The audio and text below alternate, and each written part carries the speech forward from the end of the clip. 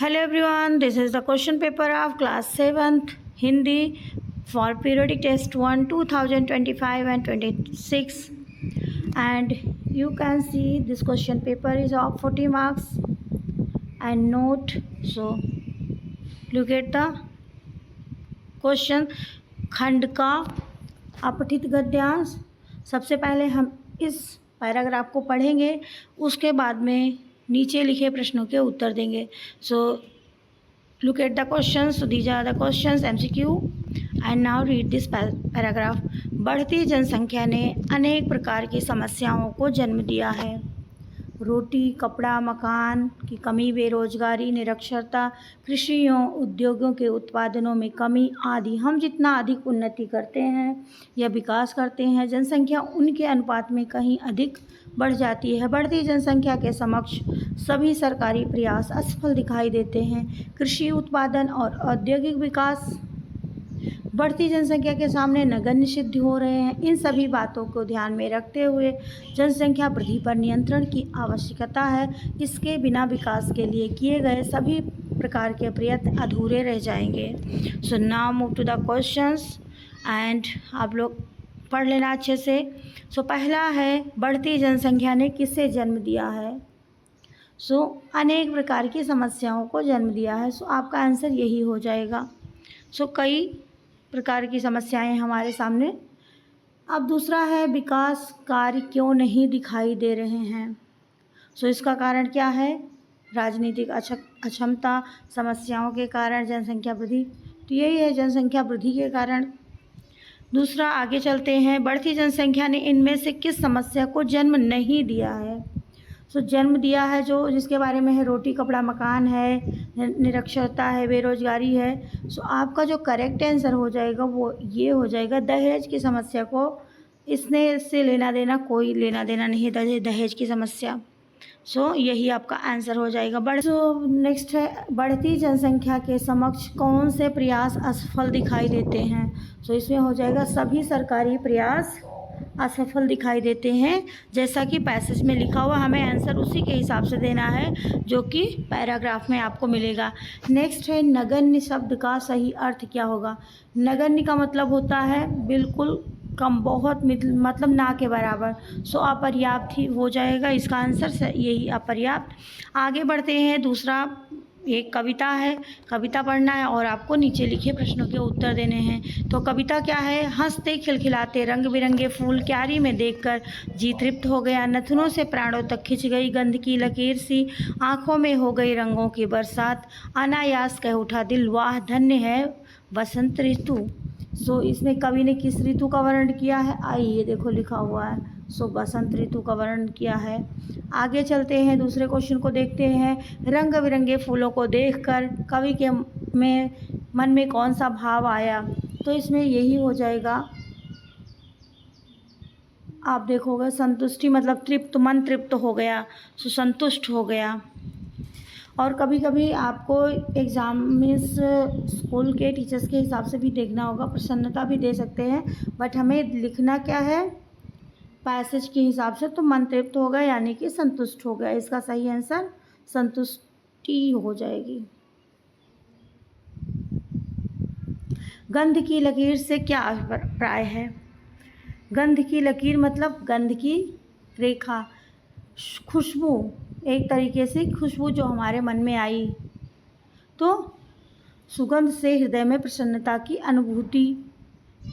तो इसका सही आंसर हो जाएगा हृदय में सुगंध की अनुभूति, क्योंकि यही कहा गया, नथनों से प्राणों तक खिंच गई गंध की लकीर. तो हृदय में सुगंध की अनुभूति, यही इसका आंसर हो जाएगा. काव्यांश का उपयुक्त शीर्षक क्या होगा? रंग बिरंगे फूल, गंध की लकीर, वसंत ऋतु, रंगों की बरसात. तो आप इसमें उपयुक्त शीर्षक के हिसाब से अपने हिसाब से जो आपका मन हो चूज कर सकते हो. पुष्प का पर्यायवाची शब्द नहीं है.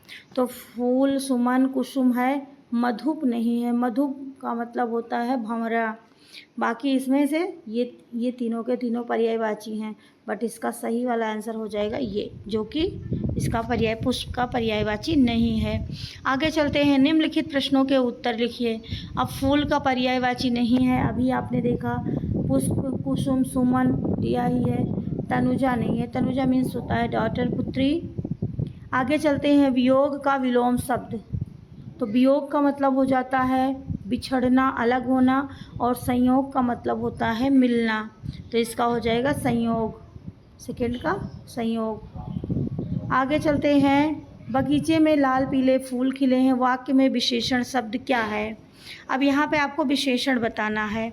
तो कैसे फूल खिले हैं, लाल पीले, तो वही लाल और पीले हो जाएंगे आपके विशेषण, क्योंकि फूलों की विशेषता को बता रहे हैं, फूलों के बारे में बता रहे हैं। अब यहाँ पे काला घोड़ा तेज दौड़ता है, वाक्य में क्रिया विशेषण बताना है, मतलब क्रिया के बारे में जो बात की गई है। तो कैसा दौड़ता है, तेज दौड़ता है, तो तेज आपका क्या हो जाएगा, क्रिया विशेषण हो जाएगा। भाई और बहन में कौन सा समास है, तो भाई और बहन,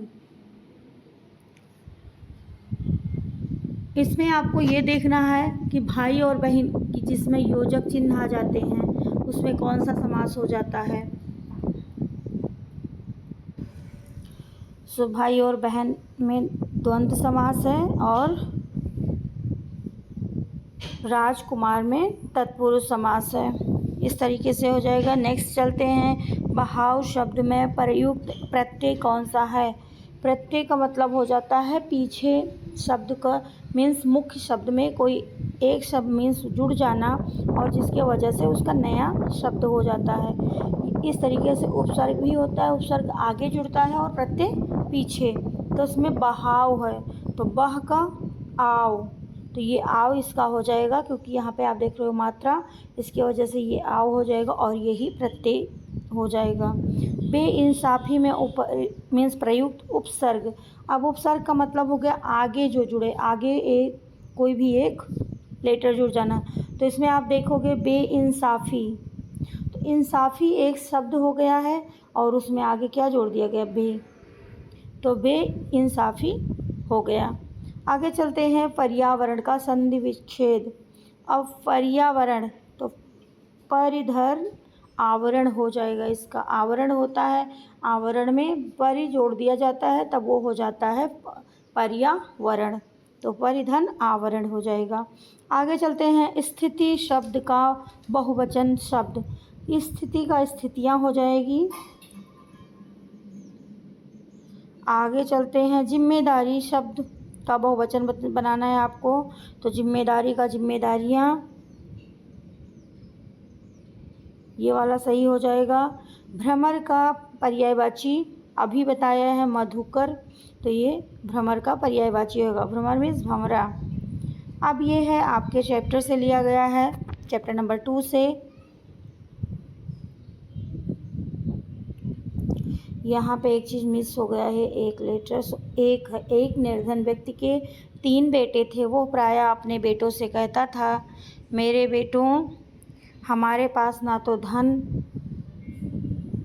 न तो रुपया पैसा है और ना ही सोना चांदी, इसलिए तुम्हें एक दूसरे प्रकार का धन संचित करना चाहिए। हर वस्तु और स्थिति को पूर्णतः समझने और जानने का प्रयास करो, कुछ भी तुम्हारी दृष्टि से ना बच पाए। रुपए पैसे के स्थान पर तुम्हारे पास पैनी दृष्टि होगी और सोने चांदी के स्थान पर तीव्र बुद्धि। ऐसा धन संचित कर लेने पर तुम्हें कभी किसी प्रकार की कमी नहीं रहेगी और दूसरों की तुलना में 19 नहीं रहोगे। सो ये चैप्टर है आपका, दूसरे वाले चैप्टर से लिया गया है। अब इसके हम क्वेश्चन देखते हैं। सो पहला क्वेश्चन है, कहानी के अनुसार पिता ने अपने बेटों से क्या कहा। सो कहानी में यही दिया हुआ है कि आप अपनी बुद्धि को तेज करो और हर चीज़ को अच्छे से समझो, परखो, हर परिस्थिति, वस्तु और परिस्थिति को ध्यान से देखो और समझो, यही कहा। ये भी नहीं कहा था, ये भी नहीं, ये भी नहीं, तो इसमें यही। नेक्स्ट है, अब पिता ने अपने बेटों को किस प्रकार का धन संचित करने की सलाह दी। ज्ञान और अनुभव का। ज्ञान और अनुभव एक ऐसा धन है जो आपसे कभी नहीं खोएगा, जितने ज़्यादा आप आगे बढ़ोगे उतना बढ़ता जाएगा। कैसा धन संचित कर लेने पर बेटों को किसी प्रकार की कमी ना रहने की बात पिता ने कही थी। पैनी दृष्टि और तीव्र बुद्धि का धन। अगर ऐसा धन आपके पास होगा तो आप हमेशा आगे ही रहोगे। पिता अपनी संतानों को कैसा बनाना चाहता था? समझदार और बुद्धिमान, कि सब जगह पर इज्जत हो, कोई उसको छोटा ना समझे। दूसरों की तुलना में 19 ना रहना पंक्ति का अर्थ है मतलब कि कमज़ोर ना साबित होना, दूसरों की तुलना में कमज़ोर साबित ना होना। निर्धन शब्द का समानार्थी लिखना है। निर्धन का क्या हो जाएगा? गरीब। तो ये इस तरीके से हो जाएगा।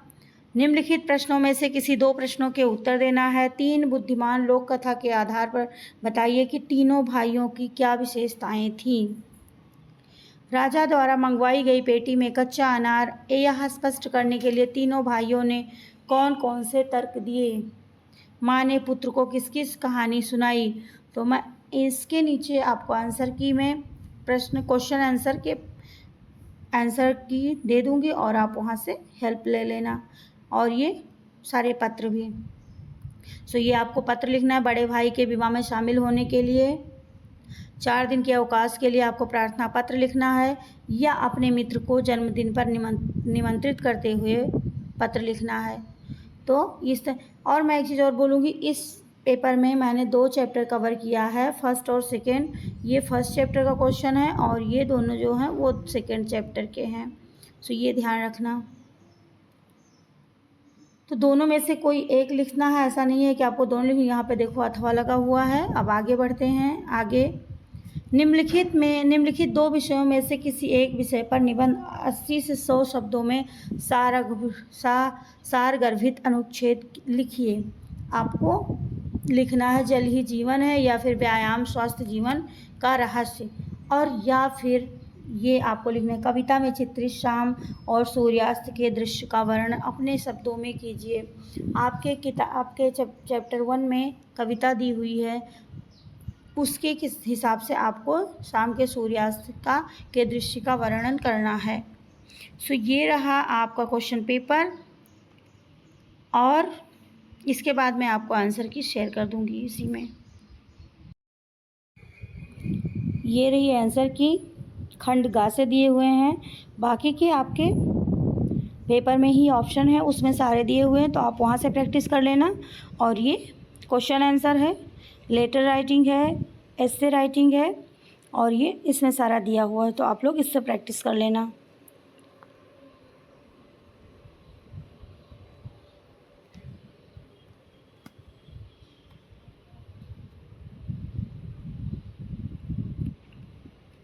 ये रहा जल ही जीवन है।